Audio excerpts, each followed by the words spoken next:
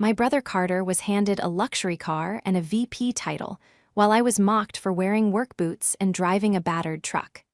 At a family barbecue, he ridiculed my little gardening job, unaware I'd just closed on my third commercial complex. He threw his drink in a rage, but Grandpa's dark laughter changed everything. This is where the story truly begins, and the secrets I've kept for a decade are about to come out in the most explosive way possible. Make sure you're subscribed so you don't miss the fallout. We're curious. Do you have a golden child in your family? Let us know in the comments. I was sitting in the waiting room of the urgent care clinic, the smell of antiseptic and stale coffee turning my stomach, when the text message came through. My hands were trembling, not from fear, but from a mixture of low blood sugar and the searing pain in my lower back. I had just spent 14 hours straight on a job site, overseeing the installation of a massive granite water feature for a tech campus downtown. And I had tweaked a muscle moving a sample slab that an incompetent intern had left in the walkway. I was covered in stone dust. My boots, once high-quality leather, were scuffed and coated in dried mud. My hair was pulled back in a messy, fraying bun, and I probably looked like I hadn't slept in a week, which wasn't far from the truth. I looked down at my phone, the screen cracked in the corner from when I dropped it on a pallet of pavers 2 days ago. The message was from my father, Aaron. Don't be late to the barbecue today.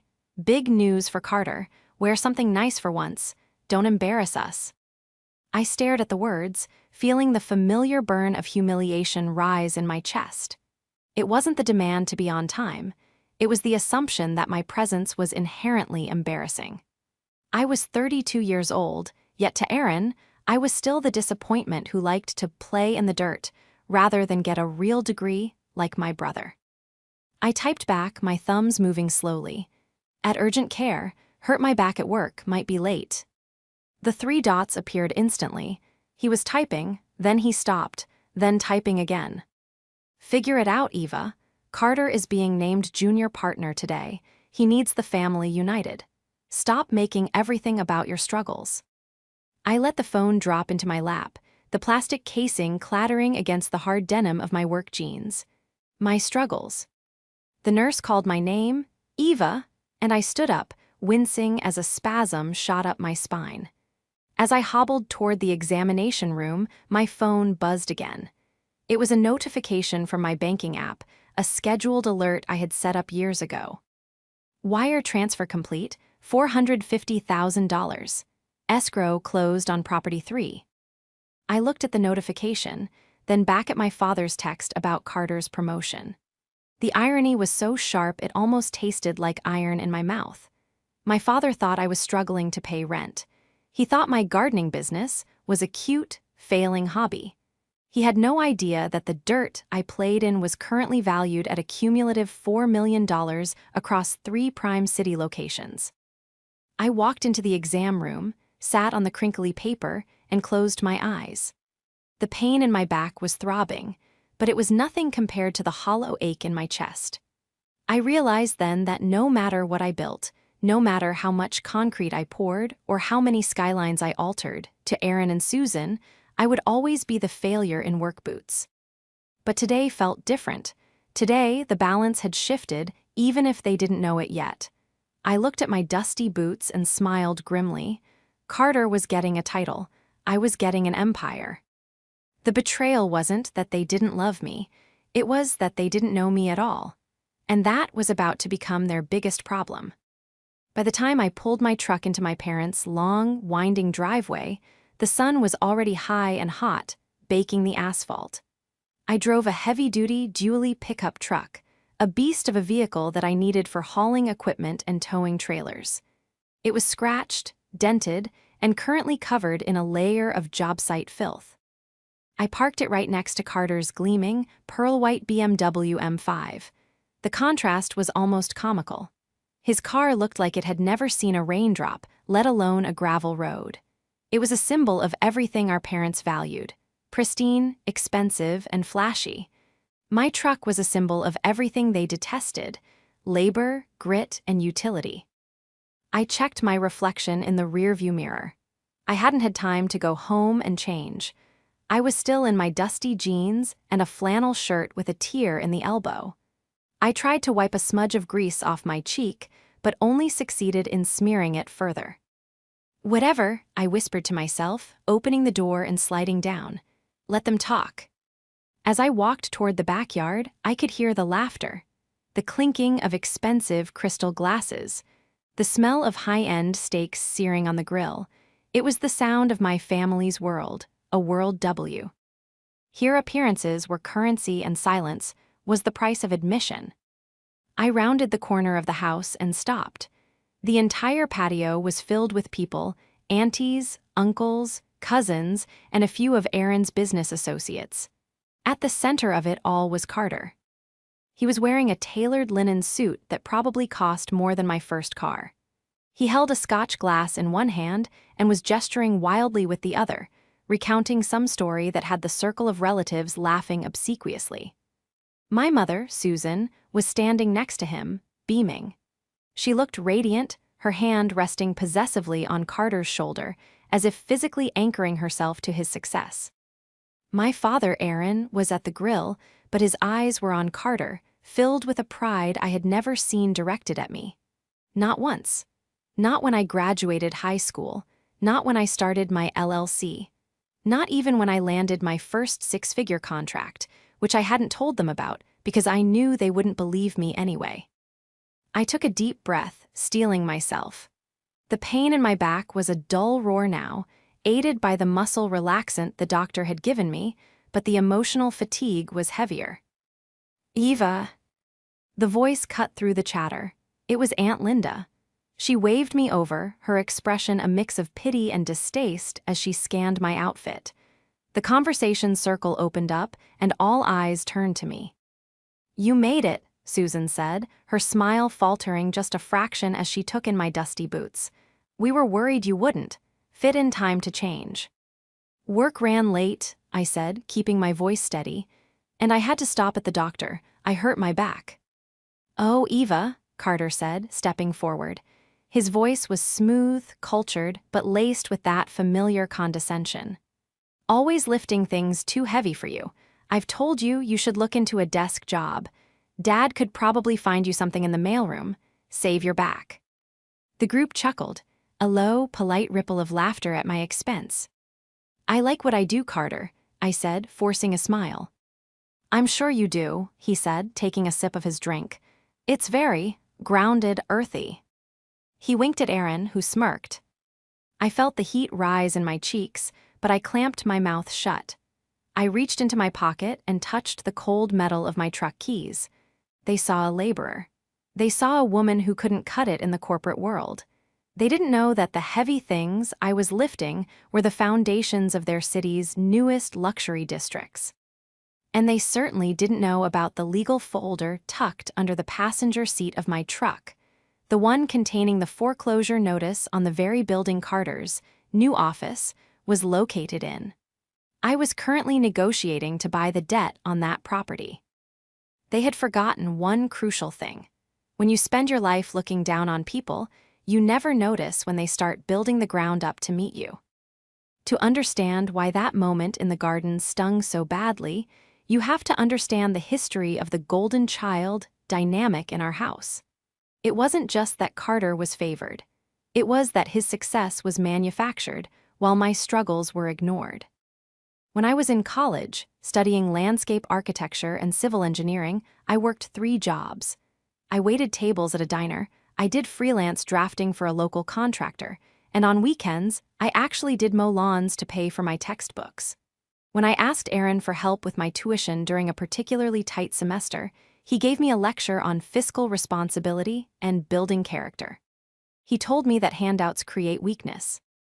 6 months later, when Carter crashed his brand new BMW, the one Aaron bought him for his 18th birthday, Aaron didn't just replace the car.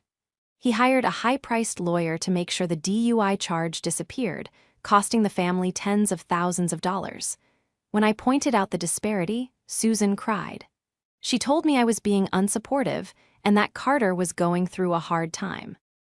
Carter's hard times always looked remarkably like vacations.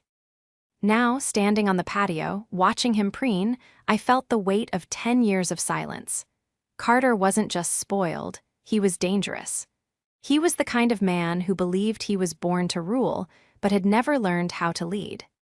"So," Carter said, turning his attention back to the group, effectively dismissing me. "The new role is going to be challenging, of course.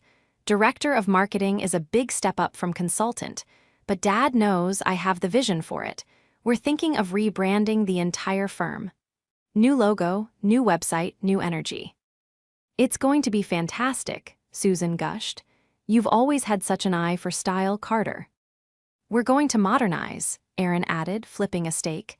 "The old ways are dying, we need fresh blood." I walked over to a cooler and grabbed a bottle of water, trying to make myself invisible. I noticed Grandpa Arthur sitting in the corner, under the shade of the large oak TR.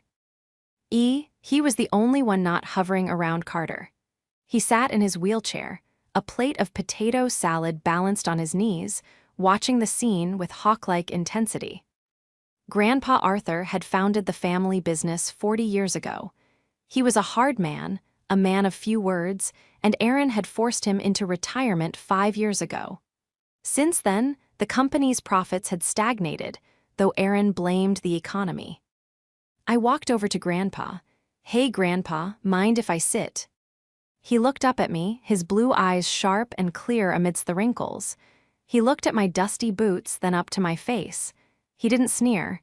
He didn't offer pity. He just nodded. "Dirt suits you better than bullshit suits them," he grumbled, his voice low and raspy. I stifled a laugh. "Be nice." "I'm old," he said. "I don't have to be nice, I just have to be right." He gestured toward Carter with his fork. "Look at him. Peacock. Doesn't know the difference between revenue and profit. Thinks a business card makes him a businessman." "He's getting a promotion," I said neutrally. "He's getting a title," Grandpa corrected. "Aaron is giving him the reins to a horse that's already limping. They think I don't read the quarterly reports just because I don't come into the office anymore." This was news to me. I knew the company wasn't booming, but I didn't know it was struggling. Just then, Carter strolled over to us, his entourage of cousins trailing behind. He looked down at me, then at Grandpa. "Grandpa, you look comfortable," Carter said, a smirk playing on his lips. "Eva, didn't anyone tell you to wash up? You look like you just crawled out of a ditch." "I came straight from a site, Carter," I said, keeping my voice calm. Right, the gardening," he laughed. He leaned in, lowering his voice conspiratorially, though loud enough for everyone to hear. "Hey, seriously though, Eva, if you need money, just ask Dad. You don't have to embarrass us by showing up looking like the help. It's bad for the brand." He took a sip of his scotch, his eyes glinting with malice. He wasn't just arrogant, he was cruel. He enjoyed the contrast between us. He needed me to be the failure so he could be the success. "I don't need money, Carter," I said quietly. Sure, he said, waving a hand dismissively. "That's what they all say, but hey, good news. Since I'm director now, I'm going to need some landscaping done at my new place. The condo Dad bought me downtown, the terrace needs work. I'll hire you. Friends and family discount." He looked around at the cousins, waiting for the laugh. It came right on cue. My grip tightened on the water bottle. The plastic crinkled loudly. He was talking about the Obsidian Tower condos. I knew them well. I had bid on the contract to redesign their lobby interior last month. "I'm pretty booked up, Carter," I said. "Booked with what? Trimming Mrs. Higgins' hedges?" He laughed again, a sharp, barking sound. "Come on, Eva, don't be proud, take the charity." That was the moment. The exact moment the dam began to crack. He wasn't just insulting me, he was trying to erase me. He was trying to reduce my decade of blood, sweat, and tears into a punchline for his ego. I looked at him, really looked at him. I saw the fear behind his eyes, the desperation to be adored, and I realized he was fragile. One tap and he would shatter.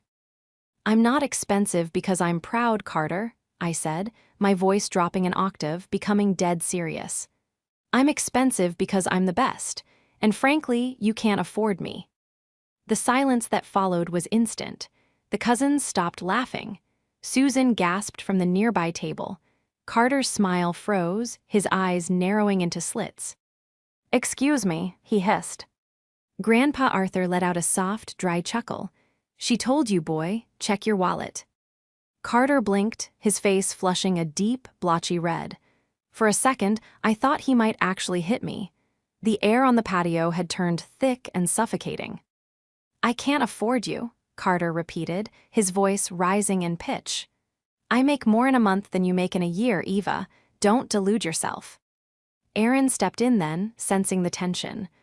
"All right, that's enough," he said, shooting a warning glare at me. "Eva, don't start trouble. Carter was just trying to be nice." "Nice?" I started to argue, but I stopped myself. There was no point. They had their narrative. I was the bitter, unsuccessful sister. Nothing I said right now would change that. I stood up, wincing slightly as my back protested. "I'm going to get some ice for my back," I said, and walked toward the house, leaving the silence hanging heavy behind me. As I entered the cool, air-conditioned kitchen, I leaned against the granite island and took a deep breath. My hands were shaking again, this time from adrenaline. I had poked the bear. I pulled out my phone. I had a missed call from my real estate attorney, David. I called him back immediately. "Eva," David's voice was crisp and professional. "We have a situation with the purchase of the debt on the commercial building downtown, the one at 405 West." My heart skipped a beat. 405 West was the building where my father's company and Carter's new office was located. It was a poorly kept secret in the local real estate circles that the building's owner was underwater and looking to liquidate assets quickly. I had been quietly positioning myself to buy the note from the bank for months. "What kind of situation?" I asked, keeping my voice low. "Another bidder sniffed around," David said, "but they backed out when they saw the structural reports. The foundation issues you identified, they scared everyone else off. The bank is ready to sign over the note to you. They just need the wire by Monday morning." I closed my eyes, a wave of relief washing over me. "The wire is already set up, David. Do it." "Excellent. Congratulations, Eva. You're about to own a city block." I hung up, my heart pounding against my ribs. I wasn't just buying a building. I was buying leverage. The building my father rented, the office Carter was so proud of. If the deal went through on Monday, I would technically be their landlord. I looked out the kitchen window. Carter was back to holding court, laughing loudly, his arm draped over a cousin's shoulder. He looked so secure, so untouchable. I scrolled through my emails and found the due diligence report on the building. I opened the tenant file. D.r.a.m.a, my father's company. I scanned the lease agreement. It was set to expire in 3 months. They had no renewal option locked in. They were on a month-to-month holdover because Aaron had been too cheap to commit to a long-term lease rate increase last year. I had them, but I needed more. If I was going to make a move, I needed to know exactly how fragile their position was. I remembered Grandpa Arthur's comment about the quarterly reports. I slipped out of the kitchen and down the hallway to my father's home office. The door was unlocked. I knew Aaron kept physical copies of everything. He didn't trust the cloud. I went to the filing cabinet, my heart racing. I found the file marked D.r.a.m.a FY 2025 financials. I flipped it open. The numbers were bleeding red. Revenue was down 40%. Client retention was abysmal. And there, in the expense column, were massive, unexplained outlays labeled consulting fees C. Sterling. C. Sterling, Carter. Aaron was funneling company money to Carter under the guise of consulting fees on top of his salary. And looking at the cash flow, the company was barely making payroll. I snapped a picture of the document with my phone. "What are you doing?" I spun around. Susan was standing in the doorway, holding a tray of appetizers. Her face was pale. "Mom," I said, quickly sliding the file back into the drawer. "I was just looking for some aspirin." She walked into the room, setting the tray down on the desk with a clatter. In the filing cabinet? She looked at me, her eyes filled with a mix of fear and accusation. You're snooping, Eva. Why can't you just be happy for him? Happy for him? I whispered, the anger bubbling up. Mom, look at this. Dad is draining the company to pay Carter. They're losing money. Stop it, she hissed. You don't understand business, Eva. You dig holes for a living. Leave the finances to your father and brother. I own 3 properties, Mom, I blurted out. I manage a portfolio worth millions. I know how to read a balance sheet. Susan looked at me, her expression blank. She blinked once, twice. Then she shook her head, a sad, pitying smile forming on her lips. Oh, honey, she said softly. You don't have to lie to me. I know things are hard, but making up stories, it worries me. She didn't believe me. She literally could not conceive of a reality where I was successful. Come outside, she said, her voice firm again, and apologize to your brother. You upset him. I stared at her. The gaslighting was so complete, so absolute, it was almost impressive. Okay, I said, my voice cold. I'll come out. I didn't need her to believe me. I had the photos. I had the bank confirmation. And on Monday, I would have the deed. I walked back out to the patio. The sun was beginning to set, casting long shadows across the manicured lawn. The atmosphere had shifted. The party was winding down, and people were settling into their chairs for coffee and dessert. Carter was sitting at the head of the main table, looking like a king on his throne. Aaron was next to him, lighting a cigar. Ah, she returns, Carter announced as I approached. Found some ice, or were you crying in the bathroom? A few cousins snickered. I didn't sit down. I stood at the end of the table, my hands clasped behind my back to hide the tremor. Actually, Carter, I said, my voice projecting clearly across the yard. I was on the phone with my attorney. Aaron frowned, taking the cigar out of his M. Outh, attorney, what kind of trouble are you in now, Eva? No trouble, Dad, just closing a deal. Carter rolled his eyes. Buying a new lawnmower, did you need a payment plan? I'm buying the note on 405 West, I said. The silence was instant. It wasn't the polite silence from before. It was the silence of confusion. Aaron froze. What did you say? 405 West, I repeated, enunciating every syllable. The building where your office is located. The bank accepted my offer this morning. As of Monday, I'll be the new owner of the debt. Aaron laughed. It was a nervous, incredulous sound. That's a commercial building, Eva. It's worth millions. You can't even afford rent on a decent apartment. I own my apartment, I said calmly, and the duplex on 4th Street, and the warehouse district renovation project, and now you're building. Carter slammed his glass down. Bullshit, you're lying. You're just jealous because I'm a partner now and you're nothing. Am I? I pulled out my phone and opened the email from David. I walked over to Aaron and held the screen in front of his face. Read it, Dad. Escrow instructions. Buyer, Eva Sterling, LLC. Purchase price, $2.4 million. Aaron stared at the screen. His face went gray. The cigar fell from his fingers onto the grass, smoldering. How, he whispered, where did you get this money? I worked, I said. I invested. I built my business while you were busy buying Carter BMWs and paying his legal fees. You can't do this, Carter stammered, standing up. He looked panicked. That's my building, my new office is there. It's a building with significant foundation issues, I said, looking directly at Carter. Which is why the previous owner was selling. Issues that, as the new landlord, I will need to address. Which means the building will likely be condemned for renovations for at least 6 months.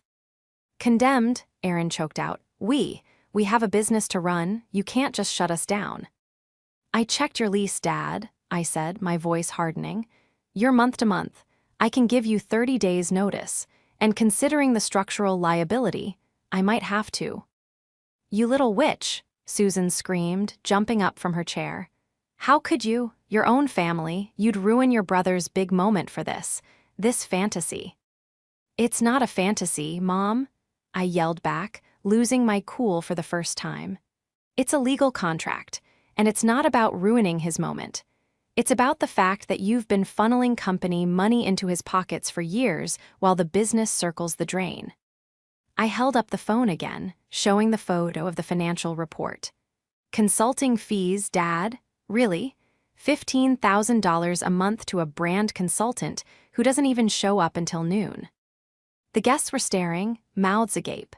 The veneer of the perfect family was shattering in real time. "That's internal company data," Carter shouted. "You stole that, I'll sue you." "Sue me with what money, Carter?" I shot back. "The company is broke, I saw the cash flow, you're insolvent." Carter looked around wildly, his face twisting into an ugly sneer. "She's lying, she's crazy, she's always been jealous of me. Dad, tell them she's lying." But Aaron didn't speak. He was slumped in his chair, staring at the table, the reality of his financial ruin and his daughter's sudden power crashing down on him. "You're a gardener," Carter screamed, desperate now. "You dig in the dirt, you're nothing." "I'm your landlord," I said coldly, "and rent is due on the 1st. The fallout was immediate and chaotic. Susan was sobbing hysterically, clinging to Carter's arm. The guests were hurriedly gathering their things, muttering excuses about needing to leave.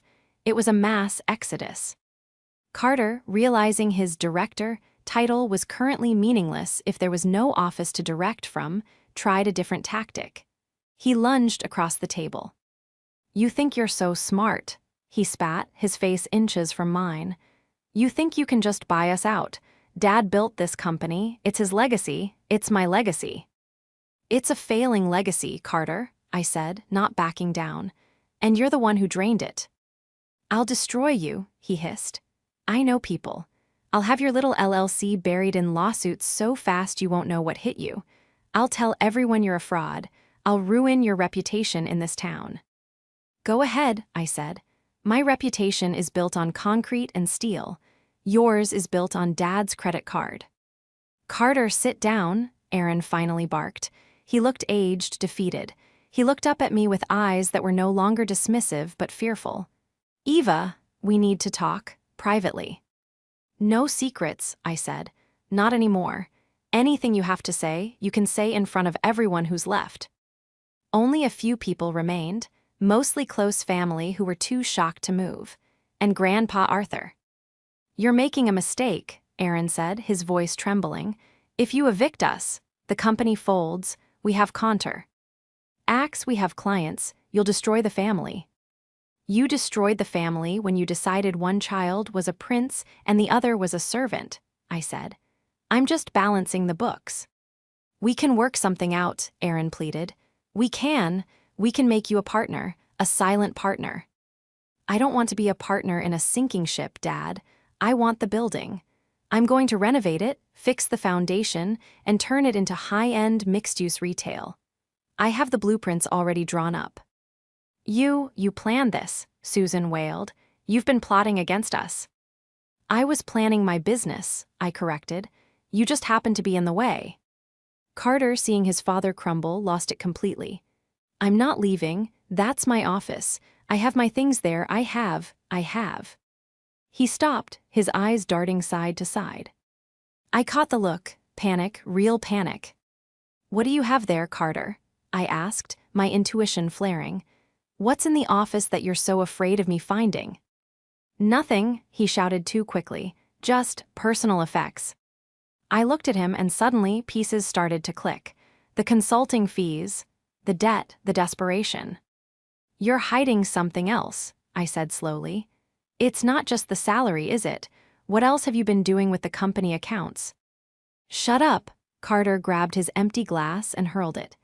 It shattered against the stone patio pavers near my feet, shards of crystal exploding outward. "Carter," Susan shrieked. "She's a liar," Carter screamed, his veins bulging in his neck. "She's trying to steal everything from me. I'm the heir, me." He was unraveling. The polished, golden boy was gone, replaced by a frightened, violent child. "I'm calling the police," Aunt Linda whispered from the corner, clutching her purse. "No police," Aaron shouted. "We handle this as a family." Family, I laughed, a bitter, sharp sound. Now we're family, when you need me to save you from him. I pointed at Carter.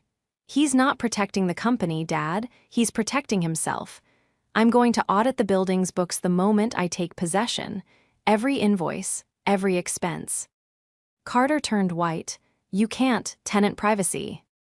Not if I suspect criminal activity on my property, I said, and I suspect plenty. That was the nail in the coffin. Carter looked at Aaron, pleading silently. But Aaron was staring at his son, seeing the fear, the guilt, the sheer terror in his eyes. And for the first time, Aaron looked like he was actually seeing Carter. Carter, Aaron said slowly, what did you do? Nothing, Carter sobbed. I borrowed some against the future receivables to pay off the cards. I was going to put it back. Borrowed against receivables? Aaron stood up, his face turning purple. You leveraged the client contracts. That's embezzlement, Carter. That's fraud. I had to, Carter cried. The gambling, the guys were going to break my legs. The silence that fell over the patio was heavy enough to crush bone. Gambling debts. Embezzlement.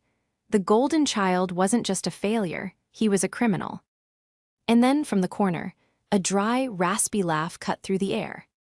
Grandpa Arthur's laugh was low at first, a rattling sound in his chest, before it grew into a full, barking guffaw that echoed across the silent patio. He slapped his knee, tears of mirth gathering in his eyes. Finally, Grandpa wheezed, the truth comes out. I've been waiting 5 years for this moment. Everyone turned to him. Carter was sobbing into his hands. Susan was frozen in shock. Aaron looked like he'd been punched in the gut. Dad, Aaron whispered, you find this funny. Funny, Grandpa wheeled himself forward, his face suddenly serious, the laughter vanishing as quickly as it had come. I find it inevitable, Aaron. You built a house of cards on a foundation of sand, and you're surprised it collapsed. I told you not to hand him the keys. I told you the boy had no spine. He turned his sharp blue eyes on Carter. Gambling debts, leveraging contracts, you're not a businessman, son, you're a liability. I can fix it, Carter blubbered. I just need a loan. Grandpa, you have money, you can help me. Help you? Grandpa scoffed. I wouldn't give you a dime to buy a gumball. You think I didn't know? You think I'm just a senile old man in the corner. He reached into the side pocket of his wheelchair and pulled out a thick, folded document. He tossed it onto the table. It landed with a heavy thwack. That, Grandpa said, pointing a gnarled finger at the document, is the trust amendment I signed 6 months ago. The one where I removed you, Carter, and you, Aaron, as the beneficiaries of my estate. Aaron gasped, What, Dad, you can't, the company, the legacy. The company is dead, Grandpa said bluntly. You killed it, and the legacy is sitting right there. He pointed at me. Eva, Susan whispered. She's the only one of you wit. Any sense? Grandpa said, looking at me with a mixture of pride and something softer. She didn't ask for handouts. She didn't whine. She built something real. While you were playing pretend executive, she was out there pouring concrete. He looked back at Aaron.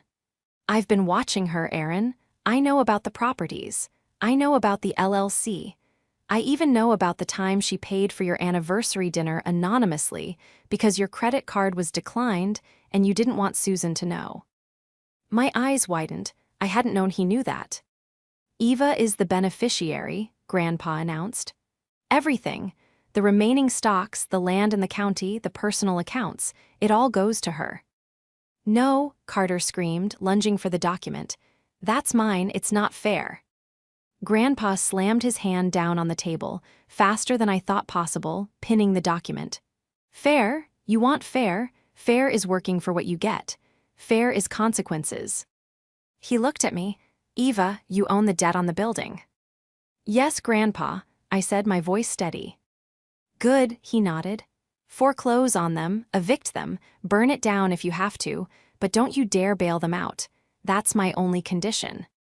I looked at my father. He wasn't looking at me. He was looking at the ground, a broken man. The illusion of his perfect son and his successful business had been stripped away in the span of 10 minutes. "It's over, Dad," I said softly. "The enabling stops today." Carter was hyperventilating now, realizing his safety net was gone. But what am I going to do? The debts, the guys. "I suggest you start looking for a job," Grandpa said.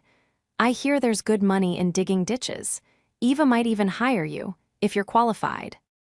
The irony hung in the air, heavy and sweet. "I won't hire him," I said. "He's a liability."